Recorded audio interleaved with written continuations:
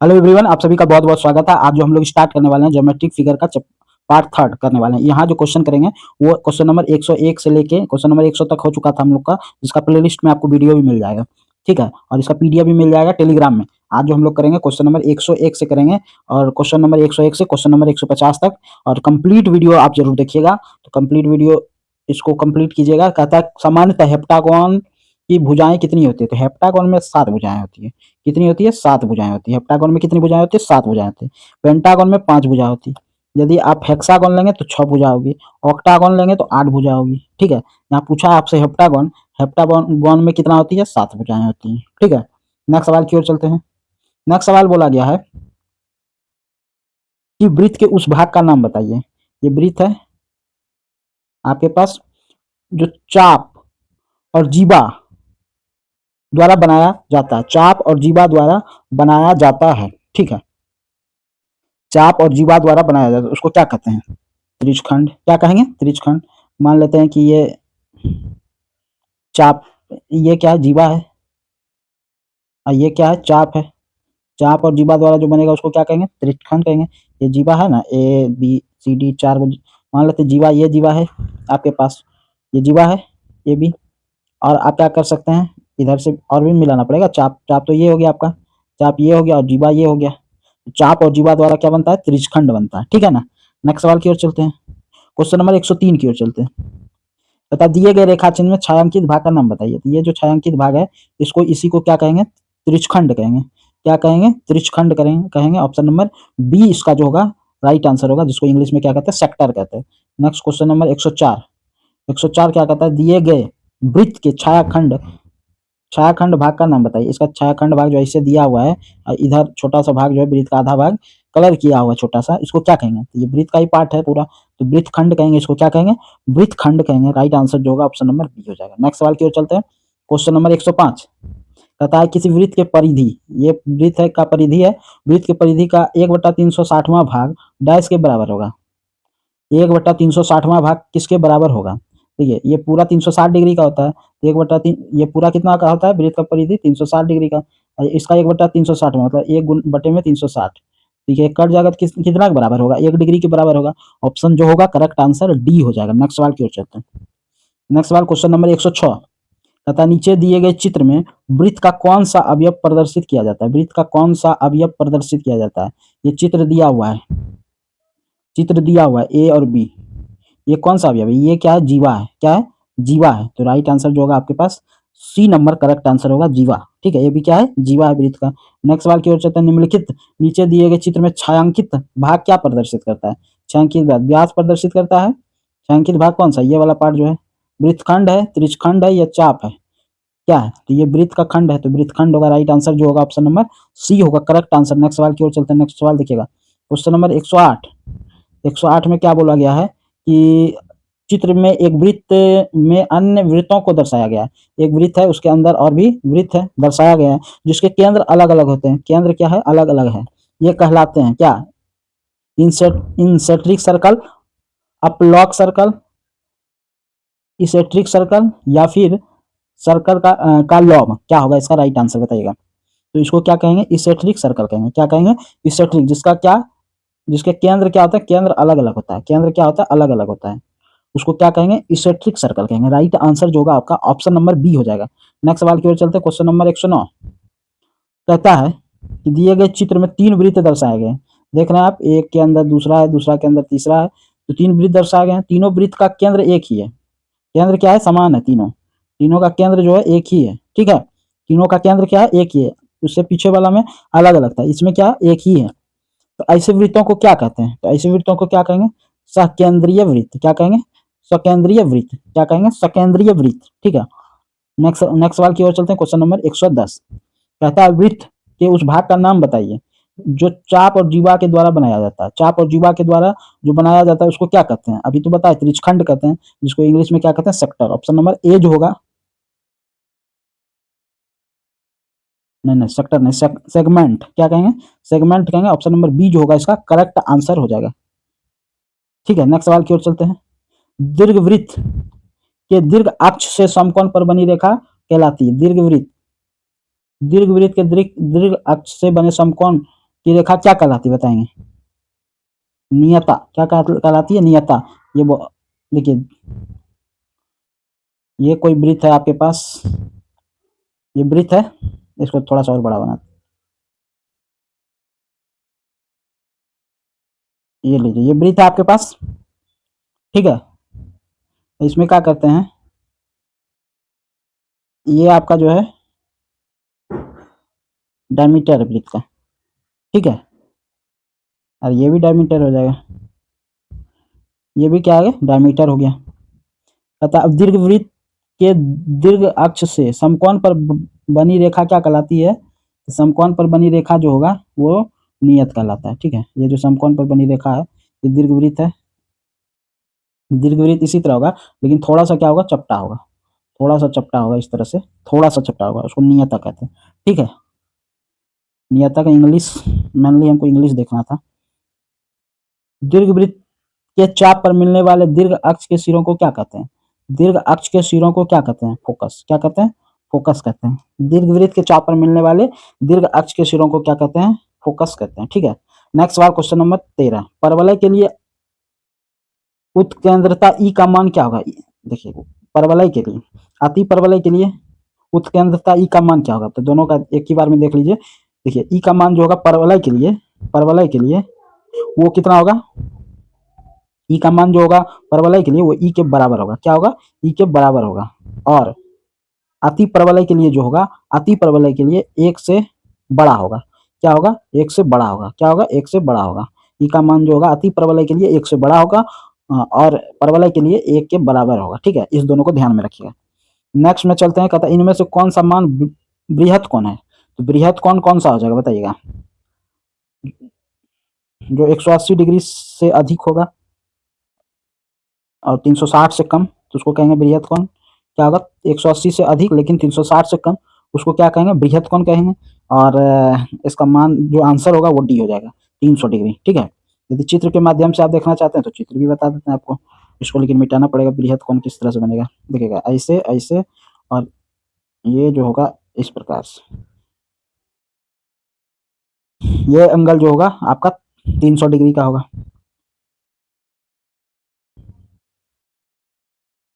देखिए, आपके पास ये सीधी रेखा ऐसे, ठीक है ना, ये होगा आपके पास कितना, 300 डिग्री का, तो यही बृहत कोण होगा, बृहत कोण होगा। नेक्स्ट सवाल की ओर चलते हैं, क्वेश्चन नंबर 116, कहता है अंडाकार आकृति के वृत्त को निम्न में से कहते हैं, अंडाकार, अंडाकार आकृति के वृत्त को क्या कहते हैं? इस तरह से जो वृत्त रहता है उसको क्या कहते हैं बताइएगा? अंडाकार जो वृत्त होता है उसको क्या कहते हैं? दीर्घवृत्त कहते हैं। क्या कहते हैं? दीर्घवृत्त कहते हैं, ठीक है। नेक्स्ट सवाल की ओर चलते हैं, क्वेश्चन नंबर 117, वृत्त की परिधि पर स्थित किन्हीं दो बिंदु, ये वृत्त है आपका, ये आपका क्या है? वृत्त है, ठीक है। तो कहता है वृत्त की परिधि पर, तो ये परिधि होगी आपका, परिधि पर स्थित किन्हीं दो बिंदु को मिलाने वाली, सॉरी, हाँ, वृत्त की परिधि पर स्थित किन्हीं दो बिंदुओं को मिलाने वाली रेखा की दूरी को क्या कहते हैं? मान लेते हैं कि यहाँ से ये परिधि है, यहाँ से यहाँ तक मिला दिया, इसको क्या कहेंगे? जीवा कहेंगे। क्या कहेंगे? जीवा कहेंगे। ऑप्शन नंबर बी जो होगा करेक्ट होगा, ठीक है। या फिर एक वृत्त और बना देते हैं, आपके पास ये है, ये वृत्त है आपके पास, और यहाँ से परिधि से, ये परिधि से यहाँ तक मिला दी, इसको भी क्या कहेंगे? जीवा कहेंगे, ठीक है। तो क्या कहता है कि दो बिंदुओं को मिलाने वाली रेखा को क्या कहते हैं? जीवा कहते हैं। 117 का जो होगा वो बी करेक्ट आंसर होगा। नेक्स्ट सवाल की ओर चलते हैं, क्वेश्चन नंबर 118, जो कोण 180 डिग्री का हो उसे निम्न में से कौन सा कोण कहते हैं? उसको क्या कहते हैं? सीधा कोण या सरल कोण। तो राइट आंसर जो होगा ऑप्शन नंबर एक हो जाएगा, सरल, सीधा कोण या सरल कोण, ऐसे बनता है 180 डिग्री का, ऐसे, ठीक है। ये 180 डिग्री का सरल रेखा पे जो कोण बनता है उसको क्या कहते हैं? सरल कोण कहते हैं, जो कि होता है कितना का? 180 डिग्री का होता है, ठीक है। Right answer. नेक्स्ट सवाल की ओर चलते हैं, क्वेश्चन नंबर 119, कहता है कई प्रकार के त्रिभुज होते हैं, बिल्कुल, त्रिभुज कई प्रकार के होते हैं। त्रिभुज का नाम निम्न में से जिसकी दो भुजाएं समान होती, दो भुजाएं समान होती है तो उसको क्या कहेंगे? ऐसा त्रिभुज जिसका दो भुजा समान हो, दो भुजा समान हो उसको क्या कहेंगे? समबाहु कहेंगे, अधिक कोण त्रिभुज कहेंगे, असमान भुज त्रिभुज कहेंगे, या विषमबाहु त्रिभुज कहेंगे। जिसकी कई प्रकार के त्रिभुज होते हैं, उस त्रिभुज का नाम निम्न में से जिसकी दो भुजाएं समान होती क्या कहेंगे उसको बताइए? तभी भुजा रहेगी समान तो उसको समबाहु कहेंगे, लेकिन दो भुजा रहेगा तो समद्विबाहु कहेंगे, ठीक है ना। समद्विबाहु त्रिभुज कहेंगे, जो कि इसका ऑप्शन में नहीं दिया गया है, ठीक है। तो ये क्वेश्चन का ऑप्शन गलत है। नेक्स्ट सवाल की ओर चलते हैं। क्वेश्चन नंबर 120 कहता है चार भुजाओं से बनी वह आकृति, चार भुजाओं से बनी वह आकृति जिसकी भुजाएं समान हो लेकिन समकोण पर नहीं हो। चार भुजाओं से बनी वह आकृति जिसकी भुजाएं समान हो लेकिन समकोण पर नहीं हो कहलाती है। तो आयत का तो समकोण होता है, भुजाएं, एक कोण क्या होता है, समकोण होता है। आयत तो नहीं कहलाएगा। समांतर चतुर्भुज, समलंब, समचतुर्भुज क्या कहलाएगा बताइएगा। तो क्या कहेगा, समचतुर्भुज। क्या कहलाएगा, समचतुर्भुज। देखिएगा ऐसे होता है समचतुर्भुज। यदि आप लें समचतुर्भुज की आकृति देखें, इस प्रकार से आकृति होता है समचतुर्भुज, A B C D, A B C D, A B C D. चार भुजा तो है जिसकी भुजाएं समान रहती है, लेकिन क्या होता है, समकोण पर नहीं होता। क्या होता है, समकोण नहीं होता है, उसको क्या कहते हैं, समचतुर्भुज कहते हैं। इसका आमने सामने का भुजा जो होता है वो समांतर होता है। क्या होता है, आमने सामने का भुजा जो होता है समांतर होता है। और विपरीत का जो अंतः कोण होगा, ये वाला मान लेते हैं ए बराबर सी और बी बराबर डी, विपरीत का जो अंतः कोण होता है वो भी क्या होता है, बराबर होता है समचतुर्भुज में, ठीक है। नेक्स्ट सवाल की ओर चलते हैं। क्वेश्चन नंबर 121 कहता है चार भुजाओं से घिरी आकृति, ठीक है। चार भुजा से घिरी आकृति, चाहे तो वर्ग होगा, आयत होगा, त्रिभुज तो होगा नहीं। चार भुजाओं से घिरी आकृति जिसके, त्रिभुज और घन तो होगा नहीं, जिसके आमने सामने की भुजाएं समान हो, आमने सामने की भुजाएं क्या हो, समान हो, चारों अंतःकोण समकोण पर हो, उसे क्या कहते हैं। चारों अंतःकोण समकोण होगा, है देखिए इस तरह से, इस तरह से होगा, ठीक है। अंतःकोण चारों क्या होगा, समान होगा, 90-90 होगा। अंतःकोण चारों क्या होगा, समान होगा, ठीक है। अंतःकोण चारों समान होगा, उसको क्या कहेंगे, तो वर्ग कहेंगे। तो राइट, चार भुजाओं से घिरी आकृति जिसके आमने सामने की भुजा, सॉरी आमने सामने की भुजा कही गई है। देखिए आमने सामने की सिर्फ चारों भुजा बराबर करता है तब वर्ग होता है, खाली क्या कहा गया है, आमने सामने की भुजा बराबर है। तो ये देखिए ये बराबर होना चाहिए इसके, आमने सामने की भुजा। यदि चारों भुजा बराबर कर देता ना, यहाँ देखिए एक लाइन देखिए, आमने सामने की भुजा कही है, तो ऐसा किस में होता है, आयत में होता है। यदि चारों भुजा कर देता बराबर है तब जो है वर्ग होता है, क्या होता है, वर्ग होता है। तो राइट आंसर जो इसका बी नंबर हो जाएगा। नेक्स्ट सवाल की ओर चलते हैं। क्वेश्चन नंबर 122 कहता है एक लंब पिरामिड के ऊपर से किसी स्थान पर क्षैतिज प्लेन पर काट दिया जाए तो उसके निचले भाग डैश कहलाते हैं। एक क्या कहता है, लंब पिरामिड को ऊपर के किसी एक स्थान से क्षैतिज प्लेन पर काट दिया जाए तो उसके निचले भाग कहलाता है फ्रस्टम, आयत, वर्ग या बेलन, क्या कहलाएगा बताइएगा। राइट आंसर क्या कहलाएगा, क्या कहलाएगा, फ्रस्टम कहलाएगा। राइट आंसर जो होगा ऑप्शन नंबर ए हो जाएगा। नेक्स्ट सवाल की ओर चलते हैं। नेक्स्ट सवाल क्या कहता है, छह पहलुओं वाली ठोस आकृति कहलाती है। छह पहलुओं वाली ठोस आकृति क्या कहलाएगी, घन, आयत, बेलन, तो क्या कहलाएगी, घन कहलाएगी। राइट आंसर जो होगा बी हो जाएगा। नेक्स्ट सवाल की ओर चलते हैं। समलंब चतुर्भुज के चारों भुजाएं बराबर होती है, असमान होती है, समान होती है। समलंब चतुर्भुज की चारों भुजाएं कैसी है तो बताएगा। तो समलंब चतुर्भुज पहले जानिएगा किसको कहता है तब ना। समलंब चतुर्भुज किसको कहता है इसको जानिए। देखिए ये जो है आपका,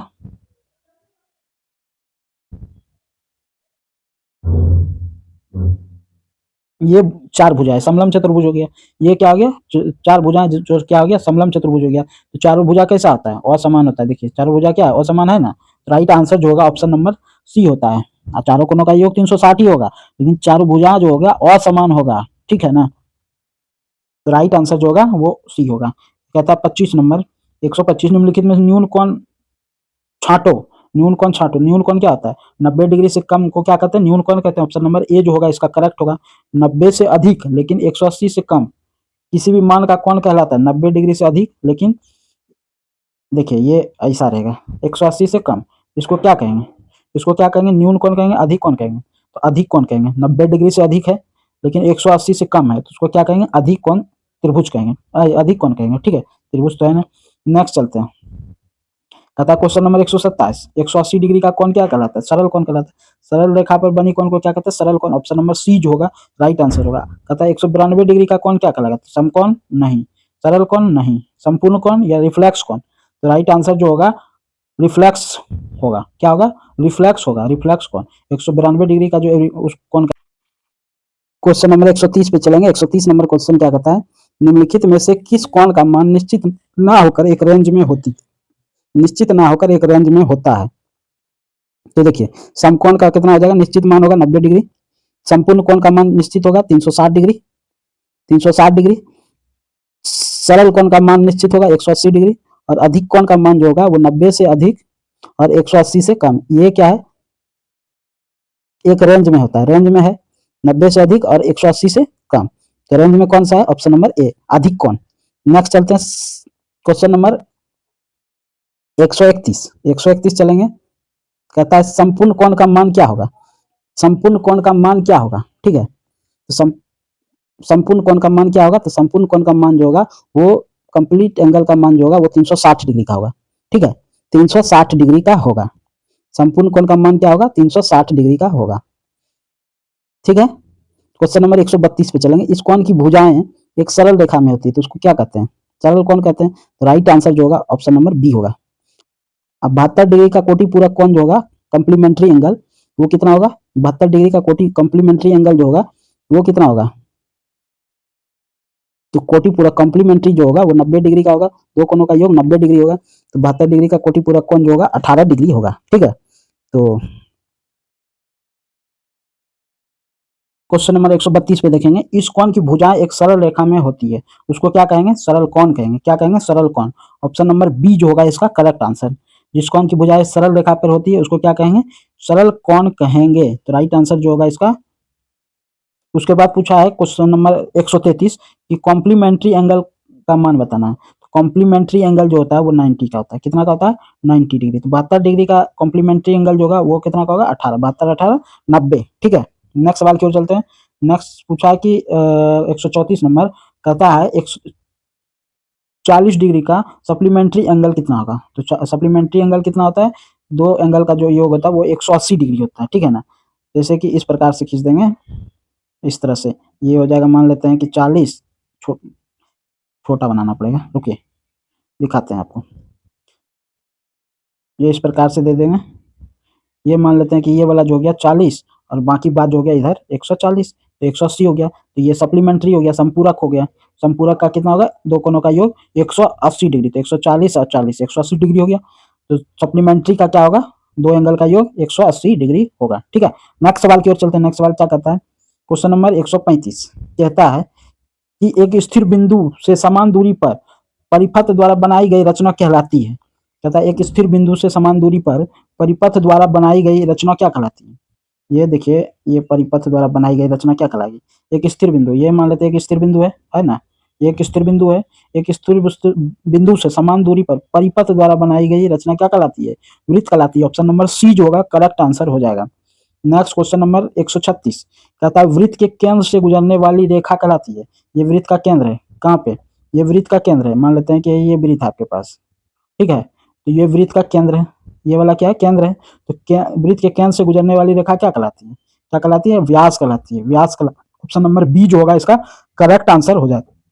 वृत्त के केंद्र से गुजरने वाली रेखा को क्या कहते हैं, व्यास कहते हैं। ऑप्शन नंबर बी जो होगा करेक्ट आंसर हो जाएगा। नेक्स्ट सवाल की ओर चलते हैं। कहता है त्रिज्या होती है व्यास का दुगुना, व्यास का आधा, व्यास के समान। तो त्रिज्या जो होगा, ये मान लेते हैं कि वृत्त है आपके पास, क्या है, वृत्त है आपके पास, ये वृत्त है, ठीक है। और इसके केंद्र से लेके परिधि पर मिलाए गए भुजा को क्या कहेंगे, ये त्रिज्या कहेंगे। त्रिज्या क्या कहलाएगा, त्रिज्या यानी कि रेडियस। और केंद्र से होकर परिधि को मिलाया गया, इसको क्या कहेंगे, तो व्यास कहेंगे। तो त्रिज्या जो होता है वो व्यास का आधा होता है, पूरा डायमीटर का क्या होता है, आधा होता है। त्रिज्या जो होता है वो व्यास का आधा होता है, ठीक है ना। ऑप्शन नंबर बी जो हो जाएगा इसका राइट आंसर हो जाएगा, क्या हो जाएगा, ऑप्शन नंबर बी हो जाएगा। नेक्स्ट चलते हैं। वृत्त के केंद्र, नेक्स्ट सवाल की ओर चलते हैं। वृत्त के केंद्र को यदि परिधि से मिला देते हैं तो यह रेखा कहलाती है। वृत्त के केंद्र को, ये वृत्त है, इसके केंद्र को यदि परिधि से मिला देंगे इसको क्या कहेंगे, इसको त्रिज्या कहेंगे। तो राइट आंसर जो होगा ऑप्शन नंबर एक हो जाएगा। नेक्स्ट सवाल की ओर चलते हैं। त्रिज्या से समकोण बनाकर, त्रिज्या से समकोण बनाकर परिधि को छूती हुई रेखा क्या कहलाती है। त्रिज्या है, मान लेते हैं, त्रिज्या से समकोण बनाकर, ये आपका, ये त्रिज्या से समकोण बन गया।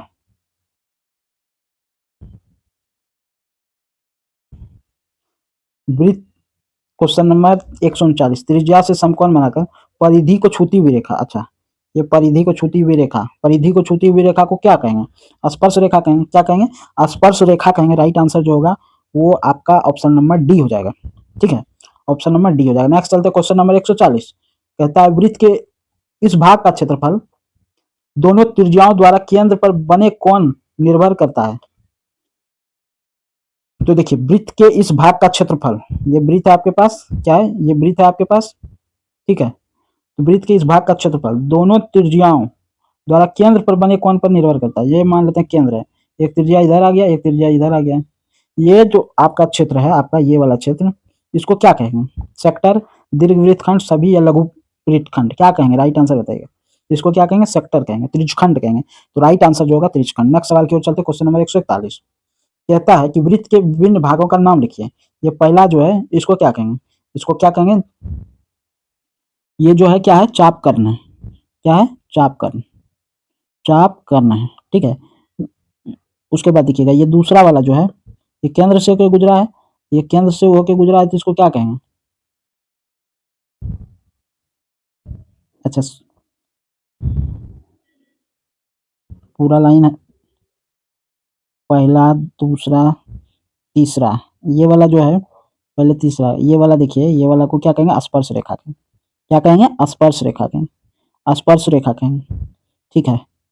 इसको क्या कहेंगे? स्पर्श रेखा कहेंगे। ये वाला जो एरिया है, ये वाला एरिया, इसको क्या कहेंगे? त्रिज्यखंड कहेंगे। क्या कहेंगे? सेक्टर कहेंगे या त्रिज्यखंड कहेंगे, त्रिज्यखंड कहेंगे। यहाँ से यहाँ तक ही पूछा, यहाँ से यहाँ तक को क्या कहेंगे? त्रिज्या कहेंगे, रेडियस कहेंगे, रेडियस कहेंगे। और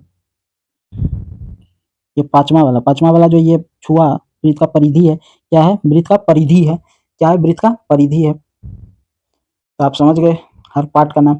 नेक्स्ट चलते हैं, कहता है एक त्रिभुज के तीनों आंतरिक कोण का योग क्या होगा? त्रिभुज के तीनों आंतरिक कोण का योग कितना होता है? 180 डिग्री होता है। ये तो आसान सा सवाल था, तीनों आंतरिक कोणों का योग कितना होगा? 180 डिग्री होगा, ठीक है ना।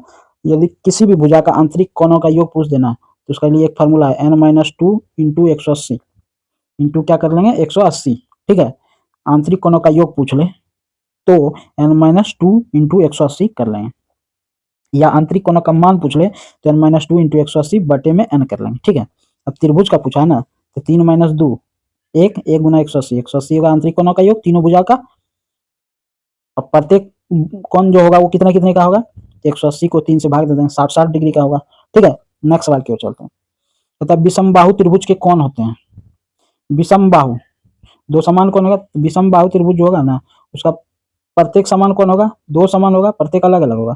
क्या होगा? प्रत्येक अलग अलग होगा। विषमबाहु, तीनों भुजा क्या होगा? विषम होगा, अलग अलग होगा, ठीक है। राइट आंसर जो हो गया ऑप्शन नंबर 1 हो जाएगा। नेक्स्ट सवाल की ओर चलते हैं। नेक्स्ट सवाल क्या बोला गया है? क्वेश्चन नंबर 144, न्यून कोण होते हैं, तो न्यून कोण कितना होगा?